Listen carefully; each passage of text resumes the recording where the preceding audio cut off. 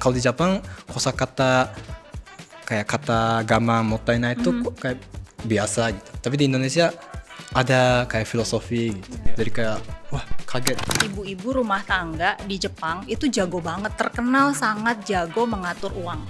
Nah, mereka pakai metode apa? Pakai kakeibo. Kalau cuma kenal 6 bulan aja, itu bukan bestie. Masih teman baru. Atau mungkin belum bisa sebut teman. Nyicil makam tuh termasuk financial planning juga.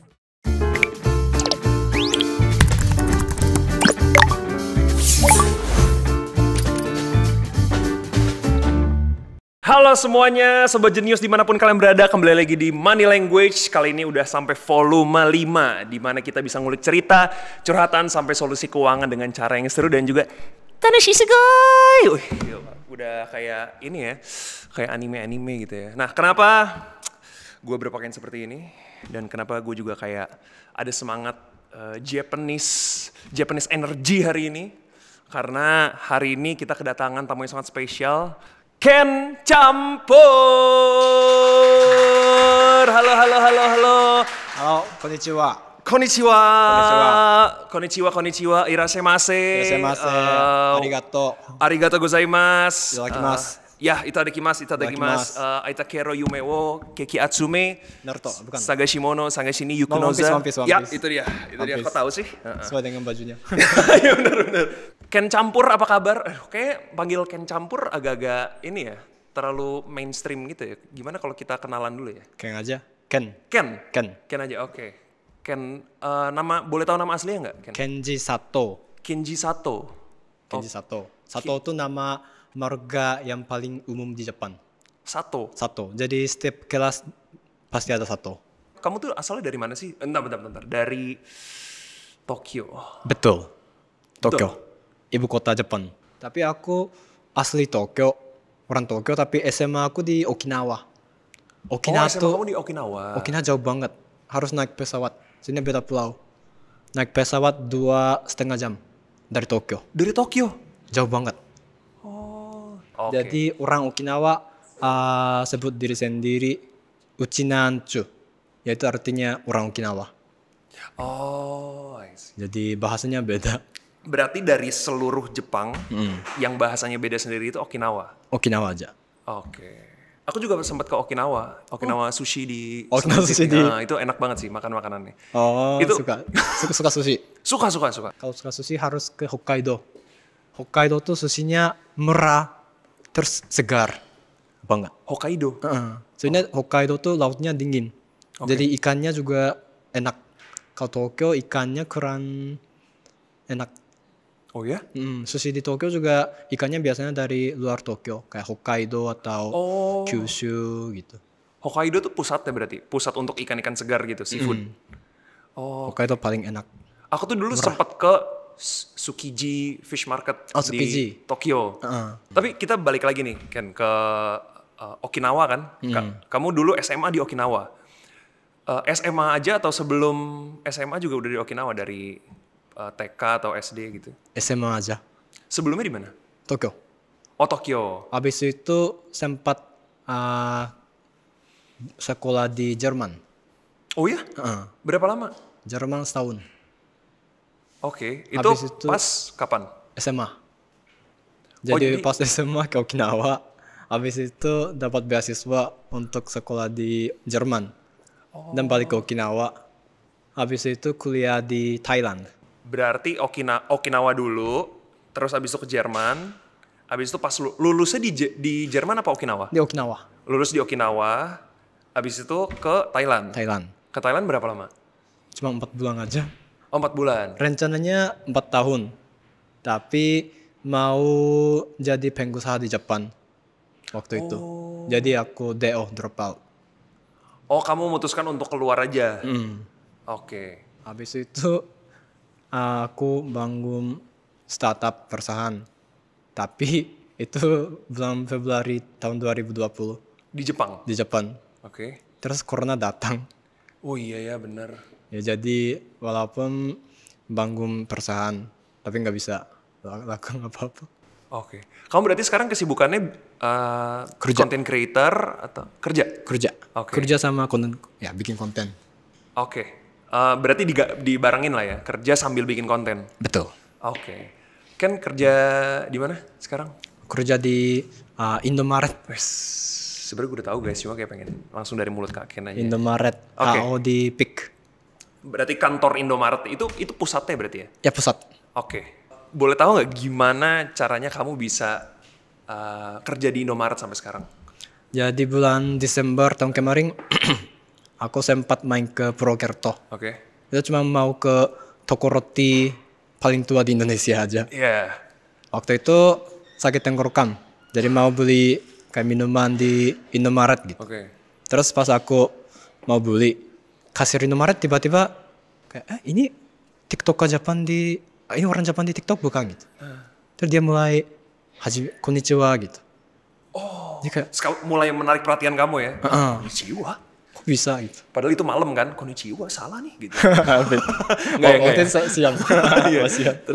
Terus? Kirain dia hanya bisa konnichiwa arigato yang basic aja. Ternyata dia udah lancar. Jadi aku minta izin boleh nggak bikin video gitu. Oke. Wawancara gitu. Habis itu videonya viral banget di Indonesia sampai masuk berita koran Jepang. Iya benar. Aku tahu tuh waktu itu.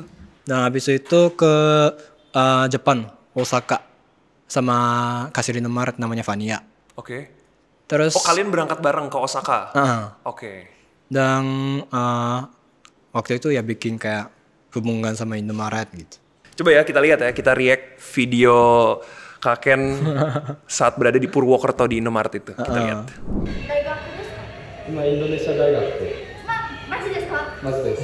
大学のインドネシア。そうです。あ、そうか。覚えてますよ。覚えてます。ありがとうございます。よ。あんたのビデオが見ていましたで。ありがとうございます。どのくらい日本語勉強していますか2年かな。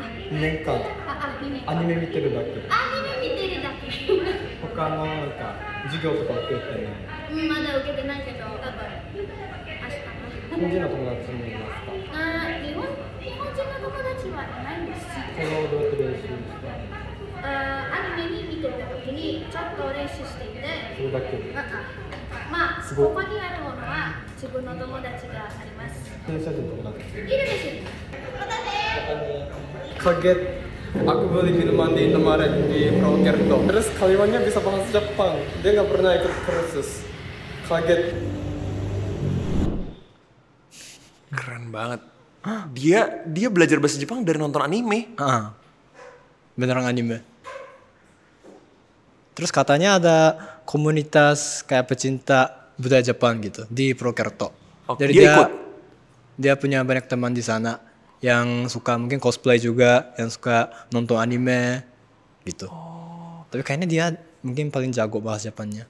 Iya dia fasih banget. Menurut kamu sendiri dia fasih, udah termasuk fasih nggak? Banget. Fasih banget ya? Logatnya kayak orang Jepang. Iya logatnya kayak orang Jepang loh. Jadi kayak kalau orang Jepang dengar pasti ini siapa? Ini mungkin campuran orang Jepang atau gimana gitu. Oh ya? Pasti kaget orang Jepang. Kamu tuh memutuskan untuk kesini tuh karena apa? Apa karena tertarik sama budayanya dulu, mau bikin konten gitu? Atau yang udah memutuskan untuk pengen tinggal di Indonesia gitu? Budaya.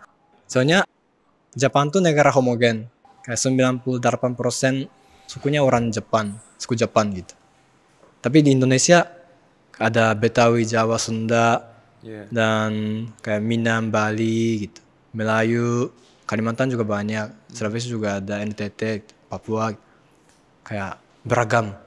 Jadi menarik banget bagi orang Jepang.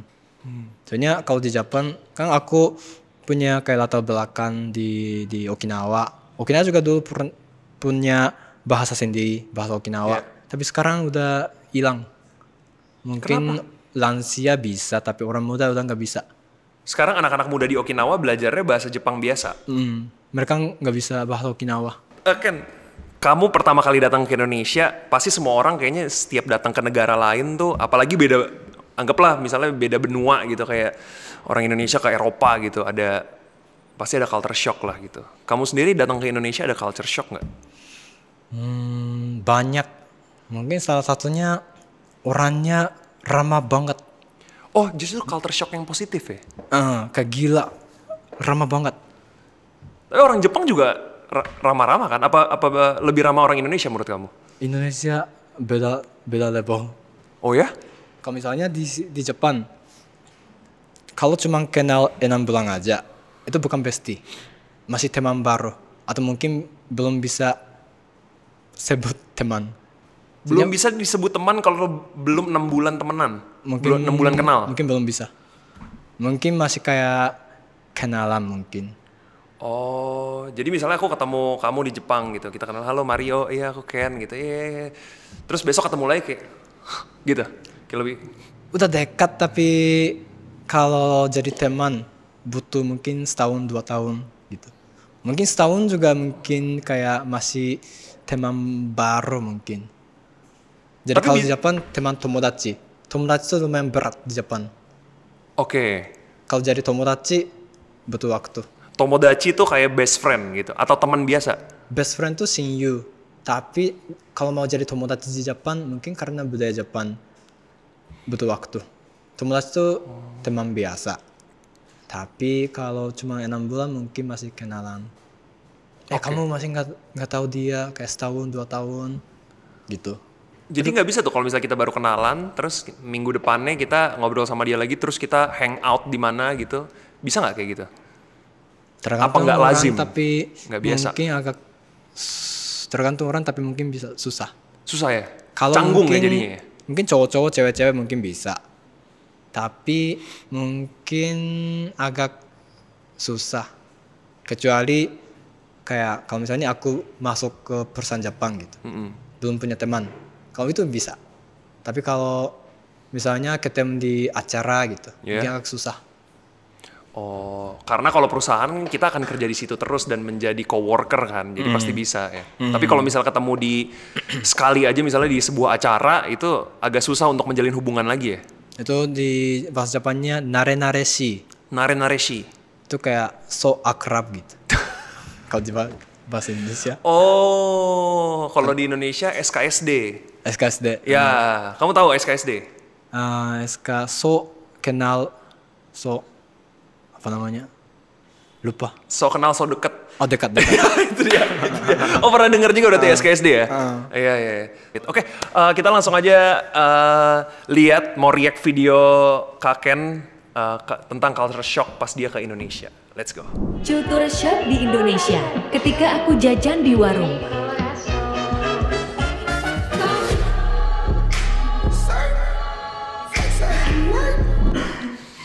Iya lagi. Tapi sekarang emang masih banyak ya? Kayak aku sih udah nggak pernah dapet. Mungkin di warung deng, iya di warung. Di warung biasanya banyak banget tuh. Sama di kampung juga masih ada. Iya benar. Kemarin main ke Madiun sama Bukit Tinggi di pasar gitu. Mereka nggak ada kembalian. Jadi kembaliannya permen. Permennya yang kamu nggak suka lagi biasanya yang jahe-jahe tuh. Iya, waktu itu rasanya mint. Oh, okay. Jadi nggak suka juga. Nah itu dia, kadang-kadang tuh udah ngasih kembaliannya bukan uang, terus permennya yang biasanya rasa-rasanya tuh yang nggak kita suka gitu ya. Emang. Kalau rasa kayak jeruk ya masih oke. Masih oke ya, masih oke. Tapi kenapa rasanya aneh-aneh? Kalau Jepang nggak ada kayak gitu ya? Kalau Jepang iya pasti dimarahin. Oke, tapi kalau misalnya ngomongin soal harga deh di Indonesia. Di Indonesia sama Jepang kan pasti beda lah harganya. Menurut lebih mahal di Indonesia apa di Jepang menurut kamu? Tapi coba kita bandingin harga di Indonesia sama Jepang dengan video Kak Ken ya. Di video ini kita lihat. Kaken coba potong rambut di Jepang. Ini video lama. Soalnya itu mahal banget di Jepang. 1 juta.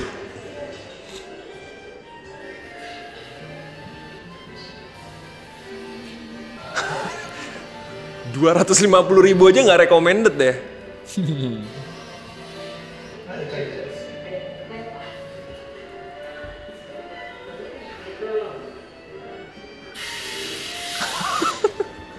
Kok gitu? Kok dicucinya gitu? Oke, sama pijat kepala, oke. Oh, ada perawatannya juga. Iya. Layanannya bagus. Iya.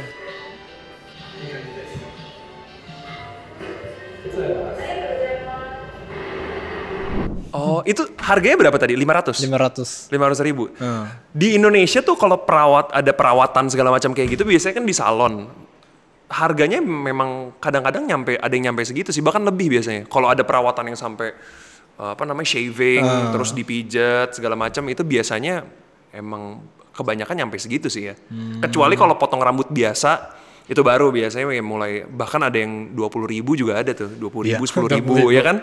Pernah, kamu pernah juga? Di Depok. Oh, berapa harganya?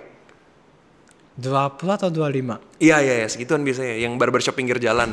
Pinggir jalan. Iya, yang ada apa tuh? Ada poster top apa namanya? Top model, top apa gitu. Yang banyak banget model-model rambut gitu tuh biasanya. Harganya segituan tuh 20 ribu. Apa namanya? Kayak Garut. Iya, Asgar. Tukang cukur Asgar, asli Garut. Iya, itu rata-rata 20 ribuan tuh. Tapi sekarang kalau tempat udah bagus biasanya 50 ribu. Nah, tapi kalau misalnya potong rambut di salon, biasanya udah sepaket sama cuci rambut segala macam itu biasanya rata-rata 300-500 gitu. Bahkan kalau mau lebih ada yang sampai sejuta juga ada sih sebenarnya.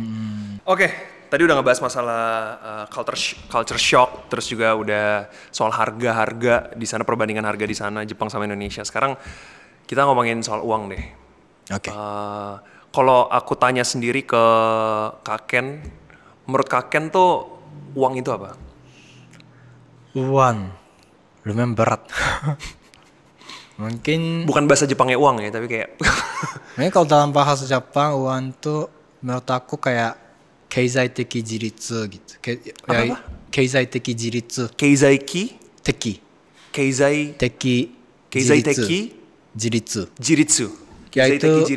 Yaitu artinya independen secara finance. Oh, ini apa? Merdeka finansial berarti. Betul. Finansial. Okay. Soalnya kan kalau anak SMP atau mahasiswa mungkin pakai kartu kredit dari orang tua gitu mungkin. Iya. Yang saldonya kayak mungkin mereka nggak peduli saldonya berapa gitu.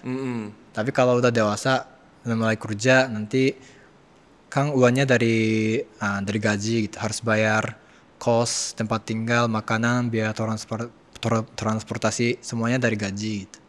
Oh, oke. Jadi ya gitu. Ya. Uangnya kayak harus kayak independen. Oke. Berarti itu mungkin ada salah satu ini ya, financial goals kamu ya, merdeka finansial ya. Goal. Sebenarnya goalnya nggak ada.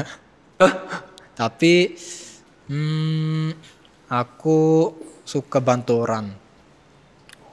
Dan kan aku mungkin keluarga aku tuh bukan kayak orang kaya banget. Tapi bukan kayak mamaku nggak pernah suruh aku kerja waktu SMA gitu. Soalnya dia rajin kerja. Jadi waktu SMA, waktu kuliah aku bisa fokus untuk study gitu. Jadi kalau aku punya banyak duit, aku mau kayak bikin beasiswa. Oh ya? Di Indonesia? Di Indonesia. Untuk orang-orang supaya bisa ke Jepang? Atau di Indonesia juga aja? Boleh, tapi mungkin anak SMA yang mau kuliah tapi nggak punya cukup duit, jadi kayak nggak bisa gitu. Wah, mulia mungkin sekali. kalau setahun berapa ya? Kalau misalnya 1 bulan 1 juta, itu pun lumayan besar. Iya. Jadi, Iyalah. kalau punya 100 juta itu juga 100 orang jadinya. juga bisa. Wah, mungkin menurut kamu nggak kaya, tapi kamu kaya hati ya kan ya? Oh, makasih. Iya. Tapi ya, mulia banget loh tujuannya. Tapi kan aku waktu SMA udah dapat beasiswa dari Okinawa ke Jerman. Itu juga kalau aku bayar semua mungkin lebih dari 100 juta. Terus kemarin aku pas kuliah di UI itu juga beasiswa dari Kemendikbud. Setahun itu juga kira-kira 100 juta gitu. Oke. Jadi aku cuman dikasih beasiswa mulu sekarang. Jadi aku rasa aku harus kayak balikin, harus kayak kontribusi dengan Okinawa sama Indonesia gitu.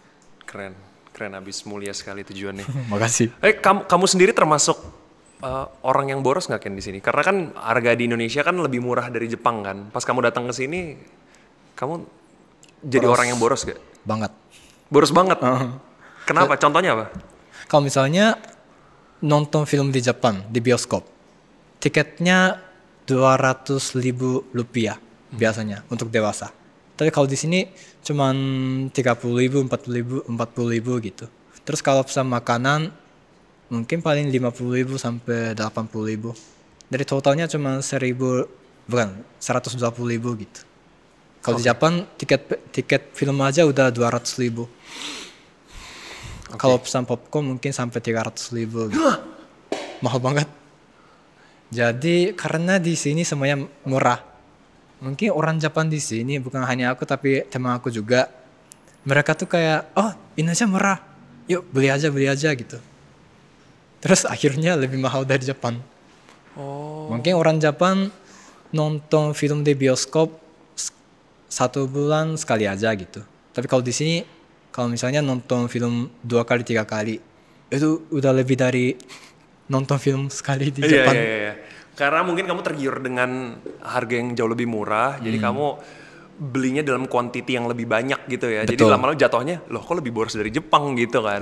Nggak nyadar gitu ya. Iya. Nah, oke. Tapi untuk mengatasi masalah itu, kita bisa ngobrol-ngobrol nih sama salah satu guest star kita juga di hari ini. Oke, jadi di Money Language ini kita selalu mendatangkan Certified Financial Planner. Hari ini kita kedatangan juga Certified Financial Planner dari One Shield. Mari kita sambut Mbak Uli. Wah, sudah ada Mbak Uli. Tepuk tangan dulu dong semuanya untuk Mbak Uli.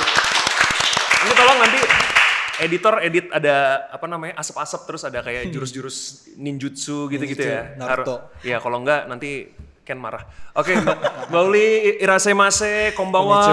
Konbanwa. Konbanwa apa konnichiwa sekarang? Sekarang konbanwa boleh. Konbanwa ya? Konbanwa.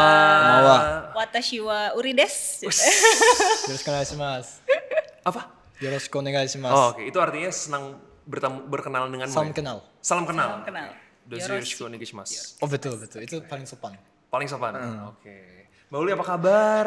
Baik. Selamat datang kembali di Money Language. Waktu itu kita udah episode 4 kalau nggak salah ya Mbak Uli di sini. 4 apa 2 ya? Apa 3? Episode berapa ya? Episode sebelumnya lah Iya ya. lah, episode sebelumnya pernah ya. Kayak semakin lama kayaknya makin seger aja, makin bersemangat untuk Money Language ya. Demi 2025 menyambut ya. Benar.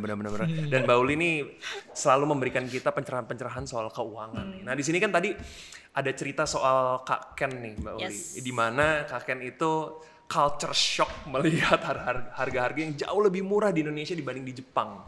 Nah aku jujur aja kalau misalnya ke luar negeri dan ada barang-barang yang lebih murah, itu justru aku juga kayak, walaupun kayaknya aku tahu di Indonesia tuh juga bisa beli ada, gitu. ya? Iya kan, tapi kalau di luar negeri tuh kayak, sepertinya aku tidak akan mendapatkan harga ini di mana-mana lagi. Jadi beli padahal nggak butuh gitu. Nah kalau dari Kak Ken sendiri mungkin juga gitu kan katanya, kayak di Indonesia tuh lebih murah. Di Jepang misalnya mahal, nonton sekali mahal. Di Indonesia nonton sekali murah. Tapi dia nontonnya 3 kali nih, jadinya jatuhnya lebih mahal dari nonton sekali di Jepang. Itu kalau dari Mbak Uli sendiri tanggapannya gimana soal itu? Oke. Ini sama sih ya, kayak tadi Kak Mario kasih contoh gitu kan, kita jalan ke luar negeri nemu yang murah, ada sih di Indonesia, tapi kayaknya mending beli koper gitu kan, terus nyetok yang banyak gitu kan. Nah, Kak Ken juga sama nih, wah di Indonesia lebih murah, tapi akhirnya yang mungkin hanya perlu beli sekali, akhirnya jadi beli banyak. Terus pas udah gitu, kenapa aku beli banyak sekali ya gitu kan. Nah, ini correct me if I'm wrong ya Kak Ken. Jadi kalau kita di financial planner gitu ya, ada beberapa budaya Jepang yang sebetulnya menarik banget nih, bisa diterapkan dalam keuangan. Nah kalau kita ngomongin mindful, ada satu istilahnya tuh motanai. Motanai. Apa sih motanai itu? Simpelnya 3R. Reduce, reuse, recycle. Jadi pada saat kita kan kalau misalnya beli selai gitu ya, habis nih selainya, apakah botolnya dibuang? Seringkali kan kayak gitu ya, karena kita di Indonesia resource-nya banyak gitu, sumber dayanya tidak terbatas. Udah selesai langsung buang gitu. Buat nanam toge biasanya tuh. Betul, kalau yang hemat, wah ini bisa buat naro cemilan, bisa buat naro bumbu gitu kan. Kayak kalau kita lihat lemari orang tua tuh di rumah kita ada segala macam bekas botol-botolan. Bener banget lagi. Iya kan? Nah itu sebenarnya udah prinsipnya Motana itu gitu. Kalau misalnya buat sobat jenius gitu ya, mungkin pada saat kalau kita kan senang belanja baju nih ya gitu. Walaupun Indonesia cuma musim panas sama musim hujan, tapi kan tiap kali tetap aja kalau ngomongin fashion pasti ngikutin 4 musim gitu kan. Terus kita bawaannya lucu, pengen beli gitu. Nah, pada saat mau beli mungkin dipikir lagi nih, karena si Motanai itu kan kayak ini lucu sih, tapi sebenarnya aku butuh nggak ya gitu. Nah, kalau misalnya butuh ya boleh silakan dibeli. Tapi kalau ternyata sebenarnya nggak butuh sih, cuma pengen aja, ya udah balik lagi ke rumah, lihat apa yang ada di lemari. Mungkin kita bisa bawa baju lama ke tukang jahit, terus kita permak gitu, kayak diubah lagi deh, ikutin modelnya kayak yang sekarang gitu. Nah itulah kurang lebih sih. Jadi being mindful dengan ngelihat apa yang kita punya saat ini sudah mencukupi atau belum. Kalau sudah mencukupi ya sudah. Tapi kalau kita pengen ikut tren, mungkin kita bisa utak-atik dikit dari yang kita punya gitu. Jadi tidak harus selalu berarti kita membeli barang baru dan akhirnya ada ekstra pengeluaran gitu kan. Gitu sih. Oke. Simpelnya. Tapi aku sebenarnya juga pernah mengalami itu, tapi kadang-kadang tuh jatuhnya jadi lebih banyak bukan lebih banyak sih, ada negatifnya juga Mbak. Kayak misalnya mau nyimpen ini gitu, nggak usah dibuang, masih ada kok. Lama-lama tuh saking aku kayak hematnya, padahal nih ini barang nih udah nggak perlu gitu, jadinya memenuhin. Jadi hoarding gitu. Deh. Iya gitu. Tapi itu bisa juga terjadi kan sebenarnya dengan Motanai itu. Bisa. Jadi kalau ini sebetulnya, ini karena kita temanya kan Jepang nih ya Sobat Genius. Jadi Sobat Genius mungkin pernah dengar namanya siapa sih Ken, Kak Ken yang apa? Perempuan yang jago bersih-bersih itu loh. Oh, ada di Netflix. Aduh, siapa namanya tuh? Decluttering itu. Siapa ya? Yang perempuan kan? Iya, perempuan. Pokoknya itulah ya, Sobat Genius, nanti begitu kita ingat kita sebut namanya. Marie Kondo, betul sekali, Marie Kondo. Ada satu prinsip dari Marie Kondo yang kita bisa pakai pada saat kita jadi kebablasan tuh ya gitu. Wah, punya barang apa udah bekas, udah nggak kepake, tapi kita kepikiran kayak mungkin nanti suatu saat kita akan butuh. Yaudah ditaruh aja. Terus tiba-tiba kok kosan atau apartemen kok jadi penuh sama barang-barang gitu kan. Nah, kita coba sentuh barang itu, and then kita ngerasain joy nggak? Pada saat kita megang barang itu, ini ada memori manis di sini, ini bikin aku happy. Atau yang pada saat kita pegang kayaknya ini apa sih gitu, kayak aku nggak perlu. Ya udah, dan decluttering aja, bersih-bersih. Jadi itu bisa membantu juga gitu. Nah kalau kita terapin ke finansial, sebetulnya mirip juga ya, sama juga gitu. Kita punya banyak barang, ya pegangin aja satu-satu. Mana yang bring joy sama kita, itu kita keep. It means itu bawa kita kebahagiaan, bukan hanya barang tapi ada memori atau ada apalah something di situ gitu. Yang udah nggak bring joy ya udah mungkin disingkirin, dan disingkirin di sini nggak mesti dibuang ya. Bisa aja Sobat Genius donasikan. Kayak tadi kan Kak Ken suka ngasih itu sama orang gitu. Kadang kita kalau donasi itu nggak selalu harus uang. Apa yang kita punya, waktu, tenaga, keahlian. Ya barang bekas yang kita mungkin udah nggak pakai tapi kondisinya masih bagus, kita donasikan, kita kasih. Jadi buat kita udah nggak bring joy, tapi buat orang yang menerima mungkin itu bring joy buat mereka. Gitu. Ya jadi sebenarnya nggak kalau misalnya kita udah nyimpen barang dan kita udah nggak pakai, nggak harus selalu dibuang begitu saja ya. Bisa jadi bermanfaat untuk orang lain juga. Betul. Gitu. Nah tapi kalau untuk dari Mbak Uli sendiri untuk mengatur strategi keuangan gitu, ada nggak cara yang menurut Mbak Uli tuh efektif lah, at least untuk misalnya untuk orang-orang seumuran aku dan Kak Ken gitu. Kita masih seumuran kok, Kan Mbak Uli lebih muda dari kita, lebih muda dari 2 tahun. Itu suatu kebohongan Sobat Genius.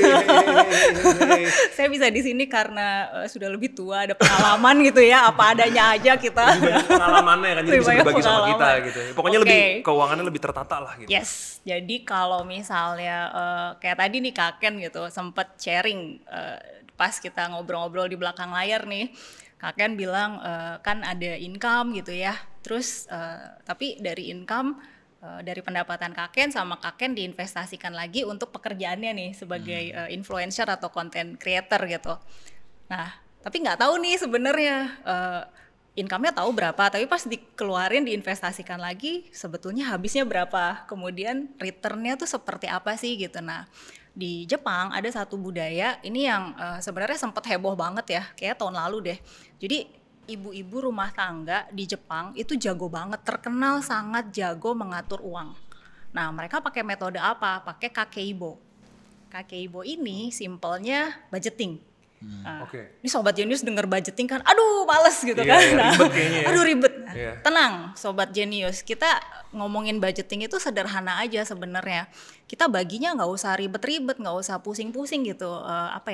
Nggak usah dibagi sampai perintilan lah. Kita bagi aja kebutuhan hidup kita sebagai manusia apa sih gitu kan. Paling cuma makan. Kalau nggak makan kita kan nggak hidup ya. Terus rumah kita butuh atap. Apakah itu bayar kosan, apakah itu bayar kredit rumah atau sewa apartemen gitu. Terus apalagi transportasi. Kalau nggak jalan kaki kan mungkin naik busway, MRT atau naik online gitu kan. Terus yang terakhir nih bioskop, makan keluar, jalan-jalan, entertainment penting gitu. Karena kan kita masa udah capek-capek kerja ya, udah stres-stres, harus suka-suka juga gitu. Nah jadi kita bagi aja jadi 4 pos ini. Nah, bagi 4 pos, jadi setiap kali kita ada pendapatan setiap bulannya. Pendapatan pun kan mungkin Sobat Genius di sini ada yang profesinya karyawan, tapi kemudian punya sampingan jadi content creator atau punya freelance gitulah. Terus atau misalnya udah punya passive income juga gitu dari produk deposito atau dari obligasi atau dari apa gitu. Jadi sumber income-nya tuh sebetulnya banyak tuh sumber pendapatannya. Nah, itu perlu di list down satu-satu ditulis. Jadi tiap bulan ketahuan sebenarnya saya punya pendapatan berapa banyak. Kemudian dari situ setiap bulan juga pengeluarannya berapa sih untuk masing-masing pos. Kemudian sebulan sekali kita review. Jadi kayak reflect balik nih. Aku bulan ini spending paling banyak apa ya? Wah, ternyata entertainment. Pacaran mulu nih, nonton melulu gitu kan.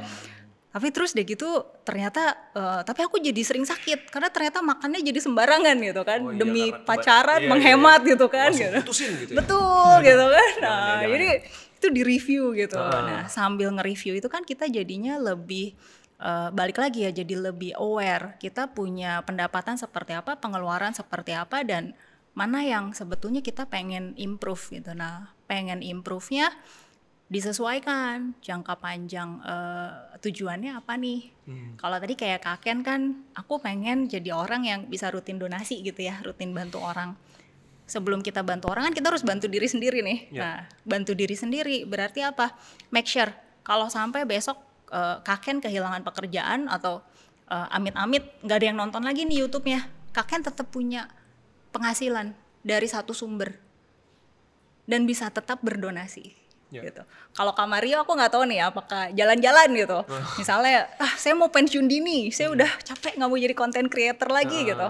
Ya udah nggak apa-apa. Tapi begitu pensiun tetap ada income masuk.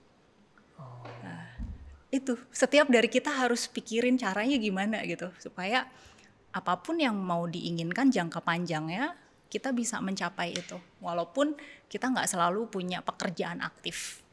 Iya.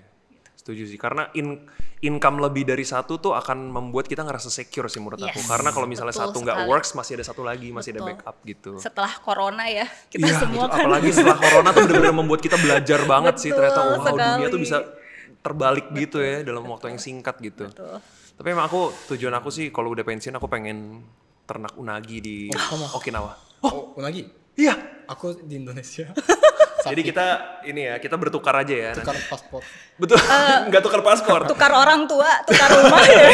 Jangan, kita bertukar informasi gimana kondisi unagi di Depok gitu. Nanti aku kasih tahu di Okinawa oke sih. Pembeliannya tuh demandnya tinggi banget gitu. Nah, gitu. Oh, sama-sama berarti kita ya. Atau sapi sama kayak dan susu, keju, daging. Susu juga. Yeah. Sama kayak strawberry gitu. Kayak buah-buahan. Strawberry Jepang tuh mahal tuh kalau di supermarket. Iya, bisa iya. sampai 300.000 satu kotak. Ada melon juga ada kan? Melon yang mahal banget yang 700.000 kalau nggak salah harganya deh. Ada melon yang bentuknya kayak kotak. Itu juga mahal banget. Beneran kotak? Beneran kotak. Gini. Yang bulat aja ada yang mahal, gimana yang kotak tuh ya? Sekarang ada apa ya? Mungkin biasanya orang Jepang punya 2-3 rekening bank. Jadi salah satunya untuk nabung, Yes. yang lainnya untuk kayak main-main gitu. Dan selain itu orang Jepang mungkin usianya masih 20-an. Mungkin suka kan punya kerja utama. Tapi selain itu ada mungkin kayak sumber kayak income, mungkin passive income gitu. Mungkin dari YouTube atau dari mungkin kayak apa namanya dari Instagram juga Ya. mungkin bisa. Ada beberapa kayak cara dapat duit. Bukan hanya satu tapi ada 2 sampai 3. Oke. Kakek berarti kayak gitu sekarang ya, punya Aku beberapa juga rekening Pos-posin gitu. nih ya. Kan sekarang kerja di Indomaret. Ya. Jadi setiap bulan ada gaji. Yang itu juga kayak apa namanya? Setiap bulan segini jadi Ya. kayak aku bisa nebak prediksi gitu. Gaji aku bulan ini tuh minimumnya berapa gitu. Terus ada income dari video juga. Ya. Tapi itu tuh kayak fluktuatif. Iya. Tapi kayak ada gaji dari Indomaret jadi lebih stabil. Terus kalau stabil, kalau aku udah tahu setiap bulan ada gaji berapa gitu. Nanti aku bisa prediksi, aku bisa kayak mentalnya lebih sehat. Iya ya, karena ada penghasilan tetap kan, Lebih jadi tenang. udah bisa diprediksi pasti kalau penghasilan Mungkin tetap. itu tuh kayak buat konten kreator, mungkin agak susah. Ya. Jadi sekarang mungkin banyak yang mau kayak jual mungkin kayak subscription di Instagram. Itu juga salah satunya kayak passive income, kayak mau prediksi. Kamu tuh juga kalau kamu masih aktif YouTube tuh juga bisa bikin itu loh, apa? Membership. Iya, Membership. tapi Jadi itu untuk live, hanya untuk live aja deh kalau nggak salah. Itu juga bisa tuh, Kak. Jadi kalau kamu mau live tuh mungkin bisa bikin membership tuh. Salah satu income juga. Tapi kalau ngomongin soal Kakeibo tadi, di Jepang itu adalah hal yang umum nggak untuk dilakukan? lumayan, tapi kalau orang muda mungkin nggak banyak. Mungkin buat orang yang udah punya keluarga, kayak ibu muda Rumah tangga gitu mungkin ya. punya. Soalnya kalau didik anak di Jepang lumayan mahal. Jadi harus kayak benar-benar kayak hitung kayak bulan ini bayar berapa, terus income-nya berapa gitu. Jadi bisa nabung berapa banyak duit gitu. Mungkin menurut aku ini tuh salah satu budaya Jepang yang apa namanya yang ada hubungan sama kayak sejarah Jepang gitu. Soalnya ke Jepang tuh ada 4 musim. Terus waktu kayak zaman dulu kayak waktu apa namanya listrik belum ada gitu. Ya. Kulkas juga belum ada gitu. Waktu itu orang Jepang harus kayak benar-benar rajin kerja terus kayak berencana untuk masa depan. Kalau misalnya musim dingin, benar-benar gak ada sayur. Kayak 400 tahun yang lalu gitu. Jadi orang Jepang harus kayak siapin makanan walaupun masih musim panas gitu. Ya.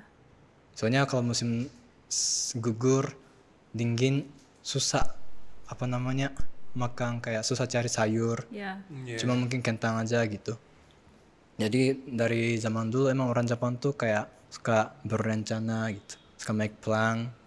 Jadi mungkin Kakeibo juga filosofinya sama, motainai juga mirip karena di Jadi Jepang. basicnya sama ya sebenarnya. Tapi Kakeibo sendiri itu diajarin nggak dari dulu di sekolahan atau mungkin malah diajarinnya justru dari keluarga, dari orang tua gitu? Mungkin dari orang tua atau otodidak. Di sekolah biasanya nggak ada. Oh, di sekolah tapi diajarin soal financial planning nggak? Nggak ada. Biasanya nggak ada. Jadi harus belajar sendiri. Atau kalau misalnya orangnya merantau ke Tokyo dari kampung gitu. Kalau orang tuanya kurang kayak nggak kaya banget, dia harus kerja sambil kuliah gitu. Ya. Jadi kayak bulan ini nyewa apartemennya berapa gitu. Terus gaji dari part time-nya berapa harus benar-benar hitung. Kalau enggak nanti pasti ada masalah. Bisa karena terpaksa. Iya ya. Iya. Nggak mau harus Karena kondisi ya. kondisi. Tapi lama-lama memang mereka udah bisa adaptasi sendiri kan ya dengan itu semua. Kayak gara-gara mereka kebiasaan, mau nggak mau gue harus catat nih, gue harus ngepost-postin ini, lama-lama mereka udah ada adaptasi, jadi mereka punya style sendiri gitu. Betul. Ya kan? Kalau menurut Mbak Uli, style itu cocok nggak? Cocok sih. Untuk Indonesia. Cocok karena satu kita sama-sama Asia ya. Kalau sama-sama Asia sebetulnya mirip. Kita punya value tuh diturunkan dari keluarga, dari orang tua gitu. Jadi kurang lebih gampang masuknya gitu. Terus kalau ngomongin soal tadi gitu ya, Motanai, resourceful, ya di Indonesia kan memang kita resource-nya banyak gitu dan orang Indonesia terkenal kreatif sebetulnya. Makanya di Indonesia banyak kan sobat jenius tuh kayak thrift market, thrifting gitu gitu dan itu malah jadi satu keunikan tersendiri sebenarnya pada saat kita thrifting gitu. Jadi banyak cara di luar sana untuk kita mengoptimalkan kita punya uang berapa. Bukan berarti kita tidak bisa menikmati hidup, bukan berarti kita tidak bisa gaya gitu, jadi fashionable atau apalah gitu. Itu satu. Terus yang kedua budgeting juga gitu. Mungkin sobat Jenius agak deg-degan juga nih 2025. Wah, nanti PPN naik gitu, terus ada pajak lain apa segala macam gitu. Kalau belum apa udah stres duluan gitu. Padahal ketika nanya sama atasan, bos saya naik gaji nggak tahun depan gitu. Terus bos masih belum menjawab gitu kan. Apa kamu? Coba kamu perform dulu gitu kan. Terus kita joget-joget gitu. Bukan perform itu, beda. Nah, itulah jadi itu ada satu lagi nih dari Jepang yang bisa diterapin juga, istilahnya gaman. Nah, kalau gaman ini bukan gamon ya. Iya.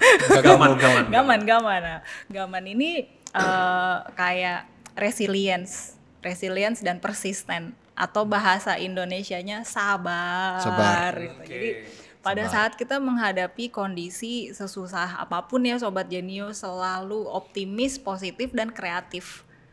Belum tentu kita naik gaji, tapi harga-harga pasti naik gitu kan.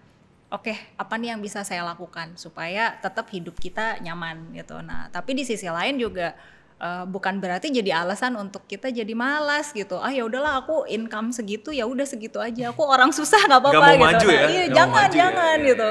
Karena tiap tahun inflasi sudah pasti naik. Gaji belum tentu naik gitu kan, pendapatan belum tentu naik. Nah, ya harus kreatif. Oh, tadinya cuma punya satu income, mungkin sekarang saatnya punya 2 income.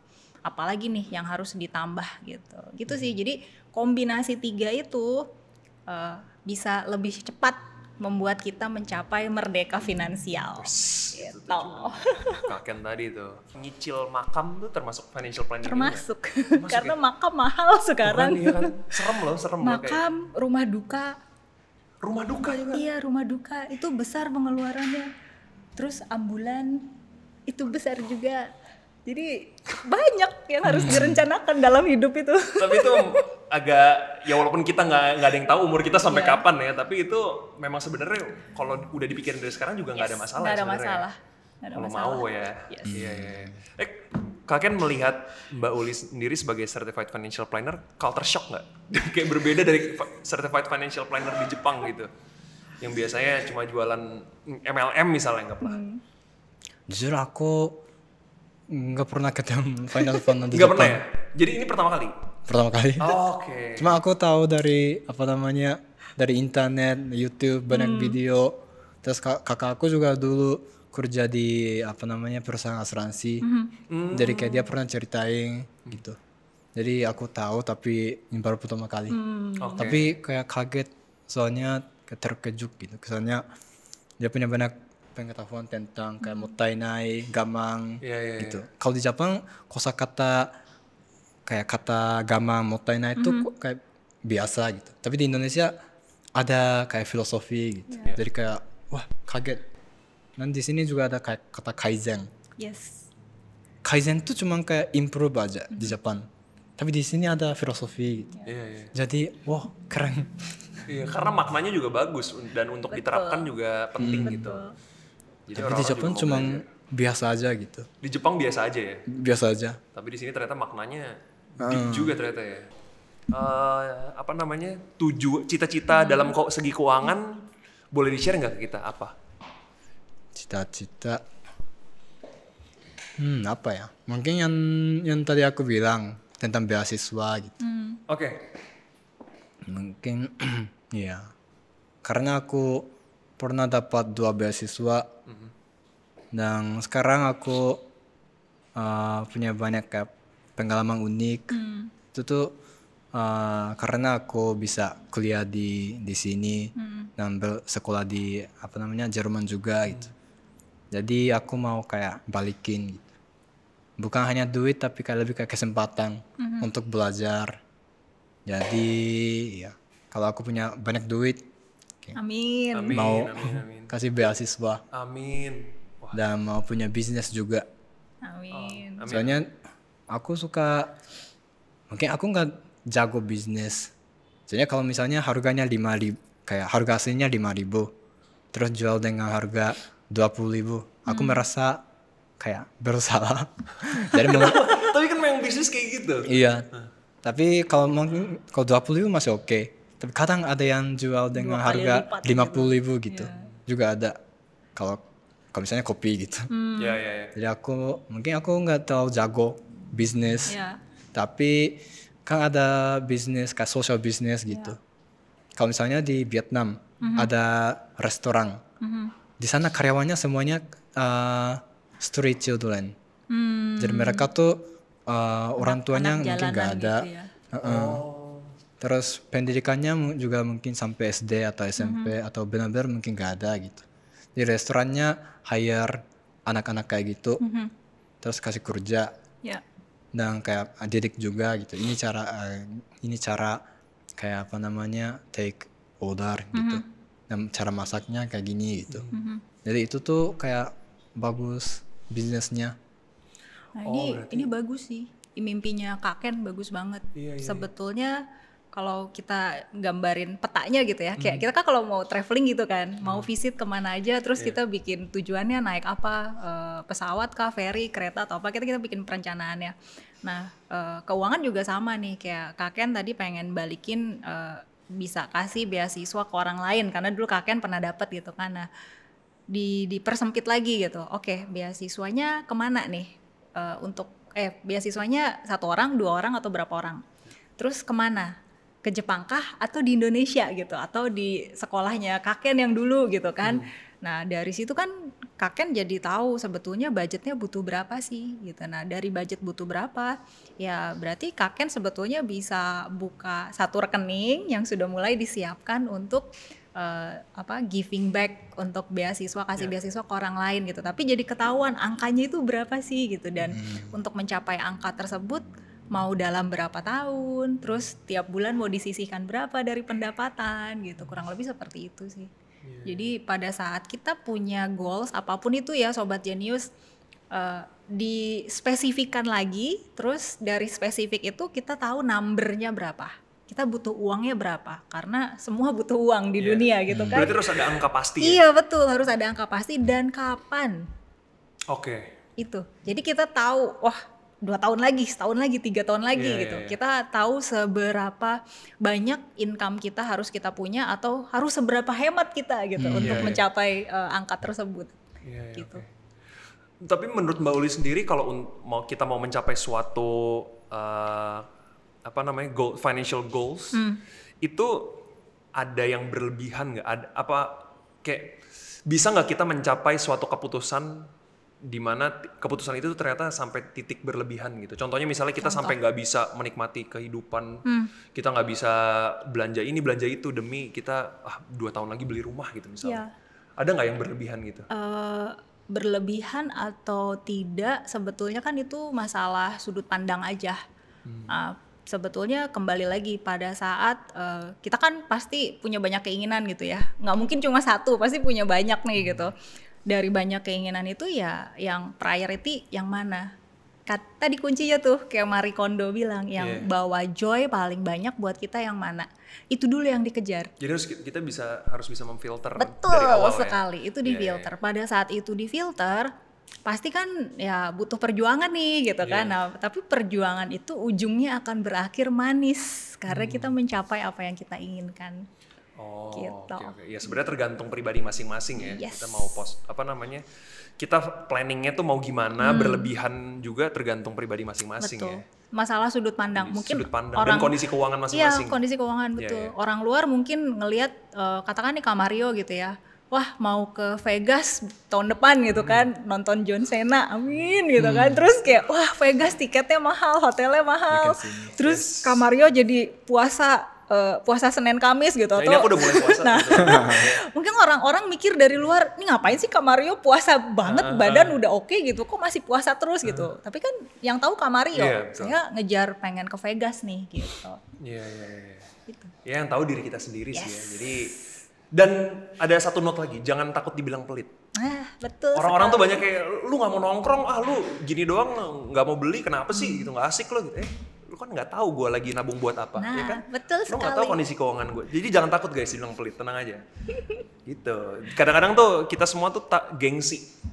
Kadang kita gengsi kalau misalnya kita lagi nabung buat apa, tapi kita gengsi gara-gara teman kita pesen tapi kita enggak gitu. Jadi kita Ya. pesen ujung-ujungnya gitu. Jadi jatuhnya melebihi batas pengeluaran per bulan gitu-gitu. Itu yang aku dapat adalah jangan gengsi. Itu yang aku waktu itu belajar dari University of Cipulir waktu itu ya. Nah, untuk Kak Ken sendiri next-nya mau ngapain? Apakah ada project besar yang mungkin udah bisa dikasih tahu atau mungkin mau travel kemana lagi? Travelnya ada banyak tujuan yang belum dikunjungi kayak Pontianak. Bintaro udah pernah belum? Bintaro Oh my udah. god. Gini ya Bintaro itu Bintaro. Sugoi des. Bintaro udah pernah. Udah pernah? Ke Bintaro Exchange ya pernah ya? Pas aku masuk podcast Oh. itu yang sama Itu di Fania. Bintaro ya? Bintaro. Oh, oke. Tapi cuma sekali aja. Oh iya iya. Sukoi deska, Sugoi Bintaro desu. Sukoi deska. Luar biasa. Oh. Sugoi des. Apakah Bintaro Sukoi? Oh, Bintaro Sugoi desu ka? Gitu ya? Bintaro, sugoi desu ka. Oke. Terus mau kemana kira? Kalimantan dan sama Sulawesi. Oh, IKN. IKN lebih ke Pontianak. Pontianak sama Samarinda, Balikpapan, sama Sulawesi, Makassar. Manado. Udah ada tujuan spesifiknya belum mau ngapain? Review makanan, Oh, kulineran. kulineran. Oke. Soalnya kuliner tuh menarik banget. Kalau misalnya di kota Tegal, yang apa namanya warteg, Warteg ya. di sana ada soto tauco. Tauco tuh sebenarnya dari Cina, tapi di Jepang juga ada yang mirip namanya miso. Miso ya. ya. Tauco sama miso tuh rasanya hampir sama. Iya. Terus kemarin aku main ke Banjarmasin, terus makan apa namanya ketupat kondangan gitu. Kuning. Ketupat kondangan. Ketupat kandangan Ketupat kandang. Oh, kamu kayak lupa namanya, tapi ada ketupat yang khas di sana Banjar. Oh, mungkin orang-orang Banjarmasin bisa komen ya ketupat apa tuh namanya. Aku nggak tahu. Terus pas makan itu ada sambal. Sambalnya pakai mangga putih. Sambal mangga. Terus Mangga itu muda tuh tapi mangga putih. Asam. rasanya asam. Potongannya panjang-panjang gitu ya? Apa enggak? Itu udah Kotak-kotak gitu? dipotong jadi Oh, oke. kecil. Tapi rasanya itu tuh gak pakai alkohol. Tapi rasanya mirip banget sama sambal Okinawa. Yang pakai alkohol. Jadi kaget. Ini rasanya sama koregusu di Okinawa gitu. Oke. Jadi kaget. Jadi kan budaya makanan itu ada hubungan kayak hubungan sama budaya gitu. Ya. Dan kan kayak emang dari dulu ada pegadang orang Indonesia atau dari Cina juga banyak yang kayak jalan-jalan gitu. Terus mereka selalu bawa budaya kayak budaya makanan gitu. Jadi di Tegal ada tauco, di Semarang ada lumpia. Gitu. Semuanya dari kayak budaya yang dicampur gitu. Jadi aku suka kayak cari makanan lokal, terus kayak cari ini makanannya dari mana gitu, kayak sejarah. Itu menarik banget. Keren banget ya Luli ya. Sangat menginspirasi. Saya sebagai orang Indonesia tak sedalam itu kadang makan lumpia makan aja nih nggak pikirin ini dari mana. Kadang gitu kadang-kadang kan. udah makan terus lupa itu tuh waktu itu gue makan di mana ya gitu.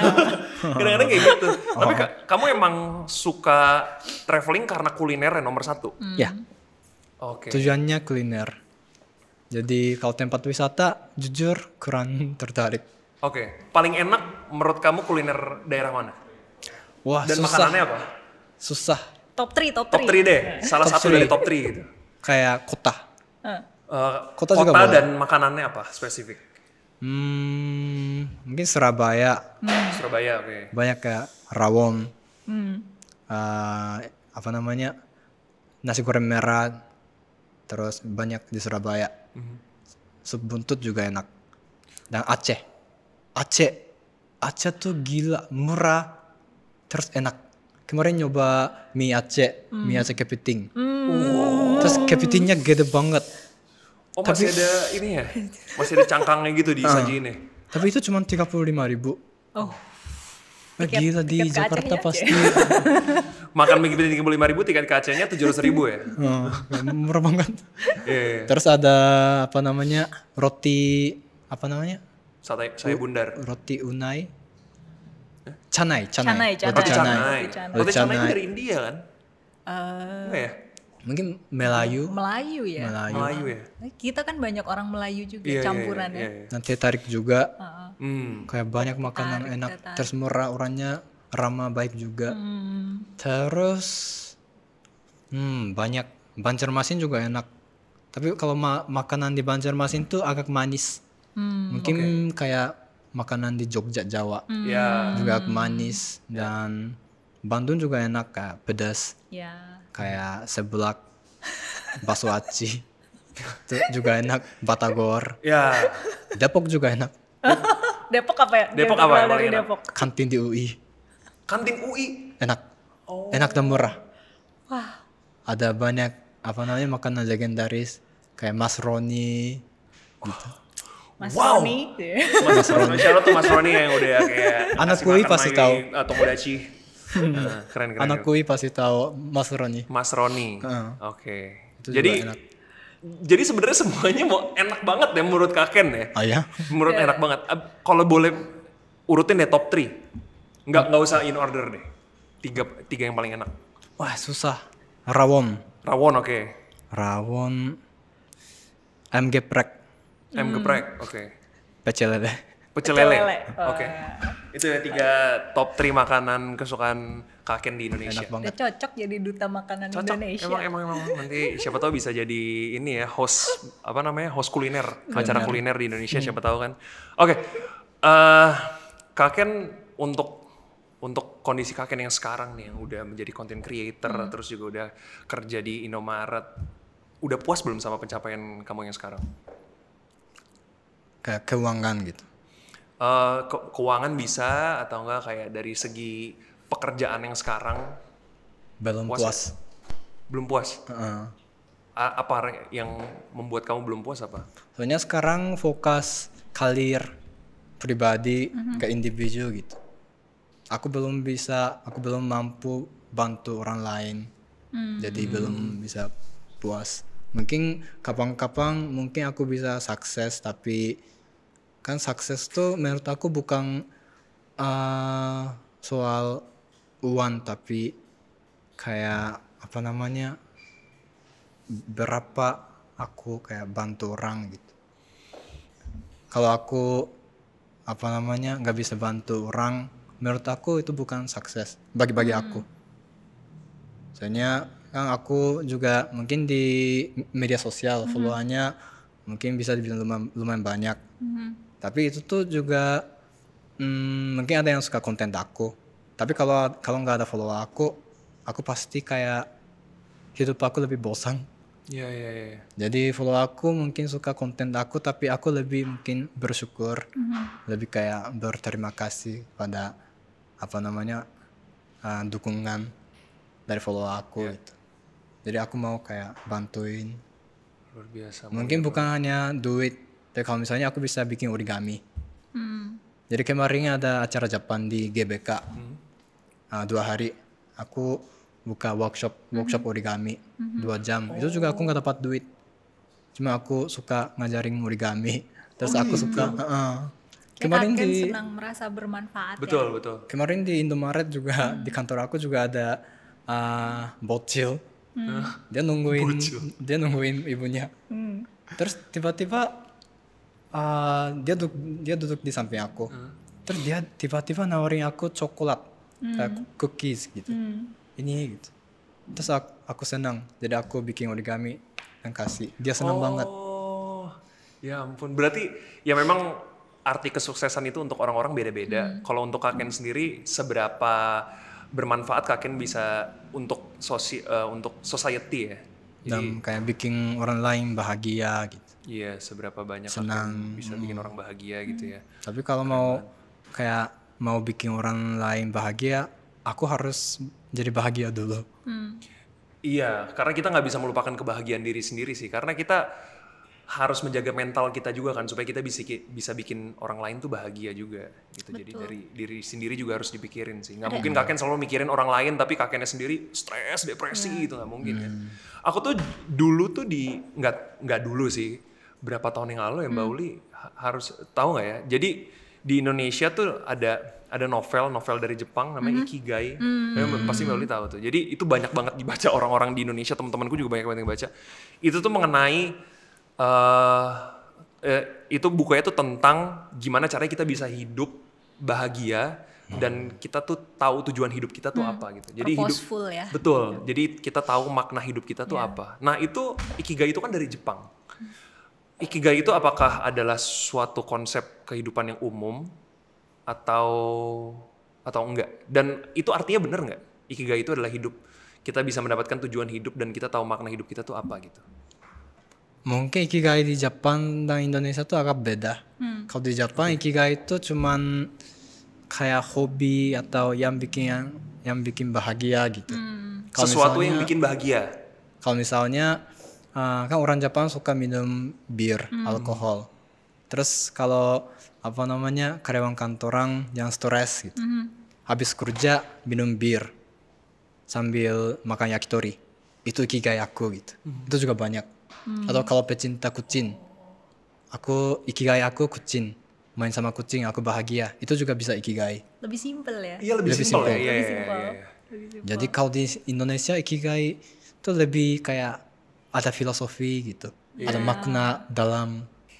Kalau di Indonesia tuh ikigai tuh mungkin pengertian orang-orang adalah makna dalam kehidupan keseluruhan gitu. Kalau mau mencapai ikigai, kita harus melakukan sesuatu supaya kita bisa mencapai itu gitu. Tapi kalau di Jepang tuh cuma gue suka kucing, itu adalah kucing adalah ikigai gue gitu. Kayak gitu mungkin ya. Bisa. Oh, berarti iya benar melalui lebih simpel berarti ya. Iya. Kalau kamu sendiri udah mencapai ikigai belum menurut kamu? Ikigai aku belum. Belum. Karena kamu itu tadi yang kamu bilang, kamu mau memberikan sesuatu ke orang gitu, mau membantu orang lain gitu. Kadang pas kalau aku ketemu follower aku di pinggir jalan atau di stasiun terus diminta foto. Dan ada yang kayak senang juga gitu. Kadang dikasih hadiah, kado gitu. Dan kayak menurut aku itu cuma foto aja. Tapi mereka senang jadi kayak kenapa kok kayak senang banget. Aku bukan siapa-siapa gitu. Jadi tapi aku senang kalau aku bisa bantu orang lain mungkin sedikit bahagia, senang gitu. Jadi aku masih uangnya nggak cukup buat kasih beasiswa atau kayak bantu orang. Tapi sekarang aku cuma bisa kayak kalau misalnya ada follower yang DM aku hari ini ulang tahun aku gitu, aku suka kirim video. Oh. Halo, selamat ulang tahun gitu. Iya. Berarti Kak Ken tuh suka ikigainya adalah membantu orang-orang gitu, membuat orang bahagia. Betul. Itu ya, ikigai kamu itu ya. Kalau Mbak Uli apa ikigainya? On progress nih. On progress, On oke. progress. Jadi sama kayak Kak Ken, aku punya pekerjaan full time, tapi side jobku jadi certified financial planner, dan ini bringing aku happiness karena ngedukasi orang kan tentang keuangan, dan itu bikin happy karena orang jadi makin pintar. Jadi kayak semua orang sebetulnya bisa mandiri finansial deh, terlepas datang dari keluarga yang kaya atau tidak kaya gitu atau kurang kaya gitu, semua bisa mandiri finansial. Dan pada saat aku menjalani pekerjaanku ini dibayar gitu kan, jadi seneng ketemu Kak Ken, ketemu Kak Mario. Seneng-seneng gitu dibayar kan. lagi ya. Kak Mario gimana? Aku itu tadi ternak unagi. Aku tuh pokoknya pengen banget kalau udah tua, berkeluarga, anak-anakku, keturunanku sukses semua. Amin. Jadi orang-orang yang positif, terus aku bisa hidup tenang, terus aku punya slow living, punya kebun, terus ada bisa beternak gitu. Jadi aku kayak cuma setiap pagi tuh bangun tidur kayak menggali-gali untuk mereka BAB gitu. Binatang-binatang BAB terus kayak ngasih. Sekarang kayak David Beckham sekarang kan dia gitu. berkebun kan David Beckham. Nah, itu. Aku juga pengen nanti 50 tahun lagi kalau misalnya umur aku panjang ya, amin. Itu aku masuk ke kanal berita tulisannya Mario Kaisar sekarang sudah pensiun dan sekarang berkebun di rumahnya. Itu aku pengen. Rumahnya di Indonesia apa di Jepang? Banyak lah rumah aku. Amin. Banyak. Ya, semoga aja bisa kayak di Jepang, terus ada di mana lagi gitu. Jadi ada foto aku lagi kayak gini terus, gitu, aku pengen kayak gitu. Terus tulisannya Mario sekarang berkebun. Itulah ikigai aku. Dan semoga aja Sobat Genius juga bisa mencapai ikigai masing-masing ya kan, semua orang beda-beda ya gitu. Kita doakan semoga bisa mencapai itu semua. Oke, terima kasih banyak Mbak Uli dan Kak Ken yang udah mampir ke Money Language. Arigatou gozaimasu. Seperti yang aku bilang tadi, kita kan di sini mencari treasure. Inilah treasure datang dari mulut para ahli. Di sini semua. Ini bukan daging lagi, ini udah treasure sih menurut aku nih. Udah kita bisa berbagi informasi, terus bertukar pikiran juga untuk Sobat Genius. Semoga ini bermanfaat juga. Dan terakhir, Kak Ken, aku butuh satu jawaban dari kamu, satu kata aja, pertanyaan yang aku tanyakan ke semua narasumber yang sudah datang di Money Language. Oke. Kak Ken, what is your money language? Independent. Terima kasih semuanya, terima kasih Sobat Genius yang udah nonton. Tepuk tangan dong. Semoga bermanfaat. Sampai jumpa lagi di Money Language episode selanjutnya. Semoga kalian bisa menonton ini dengan keadaan sehat dan juga bahagia. Dan jangan lupa follow social media Genius di Genius Connect. Sampai bertemu lagi semuanya. Sampai jumpa lagi. Semoga sehat-sehat selalu dan bye-bye. Sampai jumpa episode selanjutnya. Terima kasih. Bye-bye. Sayonara. Arigatou gozaimasu. Arigatou gozaimasu. Genius.